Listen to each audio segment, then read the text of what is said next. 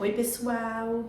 Hoje esse vídeo sobre autismo nível 1 de suporte vai para você, pai, mãe, que acabou de receber o diagnóstico, que está em processo de diagnóstico ou desconfia, percebendo comportamentos do seu filho, da sua filha, de um diagnóstico e vai buscar então profissionais para uma avaliação, mas também é para você, profissional de saúde, que lida com crianças dentro do espectro e utiliza da nomenclatura nível leve, ok? Não estou dizendo que essa nomenclatura está errada, mas eu acho que é mais interessante que você utilize nível 1 de suporte. E eu vou dizer por quê. Porque isso vai interferir muito provavelmente na vida da criança.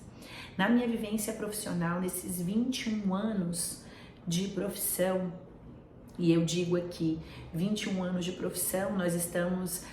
caso você veja esse vídeo mais pra frente, né? Nós estamos em 2024. Então agora em 2024 eu estou fazendo 21 anos de profissão. Caso você veja mais pra frente, esse tempo vai ser maior, certo?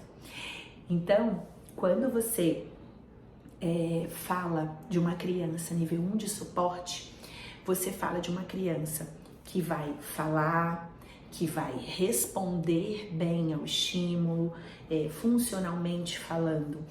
Ela vai ser uma criança que vai se aproximar mais do que a gente espera de uma criança neurotípica, mas nunca vai ser exatamente igual a uma criança neurotípica. Nós vamos ter padrões de comunicação um pouco diferentes do que a gente espera. E aí, é claro, o estímulo está aí para isso. Não só fonoaudiológico, mas psicológico, com comportamental, né? Terapia ocupacional, psicopedagoga, dentre outros profissionais aí que vão auxiliar essa criança nível 1 de suporte para ela, então, ter uma vida mais e mais sadia e independente, ok? Mas, por que eu estou falando do nível leve? Quando nós, profissionais de saúde, utilizamos esse termo nível leve, a gente tem uma questão aí a se preocupar. Quando a gente fala de uma criança nível 1 de suporte, às vezes, quando a gente vai pontuar esse diagnóstico e traz a palavra leve, às vezes, pode trazer para a família uma não tão importância da necessidade do tratamento.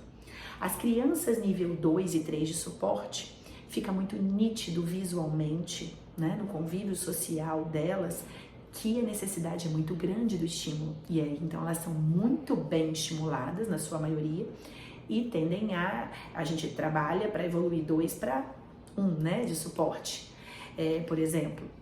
Mas as crianças nível 1, quando a família, às vezes, por algum motivo, e eu não estou aqui para julgar nem pai nem mãe por isso de forma alguma, acaba se tranquilizando, se confortando nessa palavra leve, acaba muitas vezes negligenciando a necessidade das terapias para aquela criança. Então é uma criança que deve sim fazer estímulo todo dia, aba todo dia, ou qual abordagem comportamental o neuro sugerir, fono pelo menos 2, 3 vezes na semana, algumas crianças fazem até mais, terapia ocupacional, mais para frente, perto do processo de alfabetização, psicopedagoga, dentre outras questões. A escola precisa ser orientada, como se portar com aquela criança, enfim. É uma criança que precisa muito de estímulo dentro da janela de estimulação na primeira infância, principalmente antes dos 3 anos e também muito importante até os 6 anos, ok? Depois a gente vai desmamando esse processo terapêutico, mas antes disso, isso não pode acontecer. A gente não pode diminuir terapia porque é leve, certo? E aí esse recado vai para os pais também, porque muitas vezes quando o profissional usa esse termo leve, os pais podem pensar, tadinho, mas faz tanta coisa, é leve. Ao invés de 5 vezes na semana, vamos fazer só 3. Ah, fono 3 vezes, vamos fazer só 1. Ele já fala, esquece que a fono não vai trabalhar só a fala, mas as camadas de comunicação, para que ele consiga entender as entrelinhas de uma comunicação de duplo sentido, para que ele consiga ter um diálogo mais profundo, uma interação com o outro de forma correta, dentre outras coisas que os outros profissionais, além da fonoaudiologia, vão fazer.